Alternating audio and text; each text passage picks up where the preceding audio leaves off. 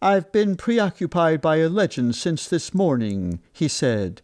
"I don't remember whether I read it somewhere or heard it from someone, but it's so strange and unlike any other legend. To begin with, it is very vague. 1,000 years ago, a monk dressed in black was crossing the desert somewhere in Syria or in Arabia. A few miles away from his path, fishermen saw another black monk moving slowly across the surface of the water. This second monk was, in fact, a mirage. Now, forget about all the laws of optics the legend appears to ignore, and listen. The mirage created another mirage, and then another, and so the image of the black monk was endlessly replicated from one atmospheric layer to another. He was seen in Africa, in Spain, in India, and in the far north. Finally, he quit the boundaries of Earth's atmosphere and now wanders all around the universe, not finding the right conditions for the apparition to simply vanish. Perhaps he is now witnessed somewhere on Mars or around one of the stars of the Southern Cross. But, my dear, the gist of the legend is that exactly in 1,000 years after the monk's passing across the desert, the mirage will once again end up in Earth's atmosphere and appear before humanity. Supposedly, this day is near.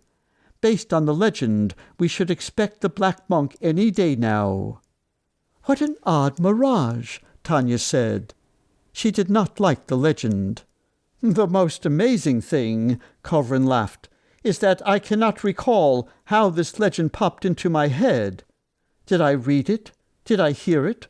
Or perhaps I dreamed about the black monk. I swear to God I can't remember. But the legend interests me. I've been thinking about it all day." Letting Tanya return to her guests, he left the house and walked around the flower beds, thinking. The sun was already setting. The flowers, recently watered, exuded damp, cloying scent.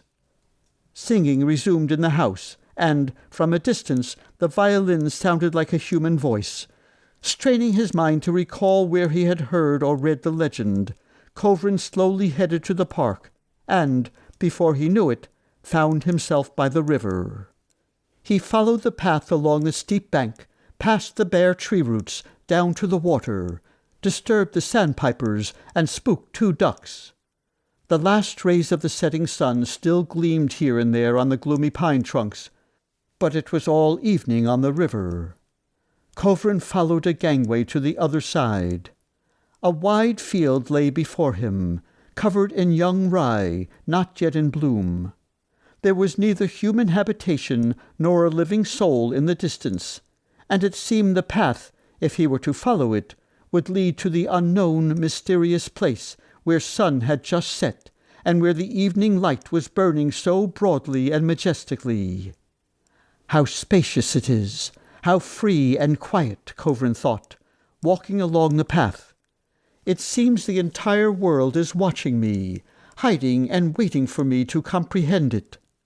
The rye rippled, and a light evening breeze gently touched his bare head. In a moment there was another gust of wind, but stronger. The rye rustled, followed by the subdued murmur of the pines. Kuprin halted in astonishment. On the horizon rose a tall black column akin to a whirlwind or a tornado from earth to the sky. Its contours were vague, but it was clear at the first glance it was not stationary, but moving with terrible speed. It was moving directly at Kuprin, and the closer it came, the smaller and more distinct it became. Kuprin dashed to the side, into the field to get out of its way, and just barely succeeded. A monk, in a black robe, with grey hair and black eyebrows, his arms crossed on his chest, swept by. His bare feet did not touch the ground. 3 yards or so past Kuprin, he looked back at him, nodded, and smiled gently and mischievously. But what a pale, terribly pale, thin face he had! He grew in size once again, flew across the river, silently hit the clay shore and the pine trees, and, having passed through them, vanished like smoke.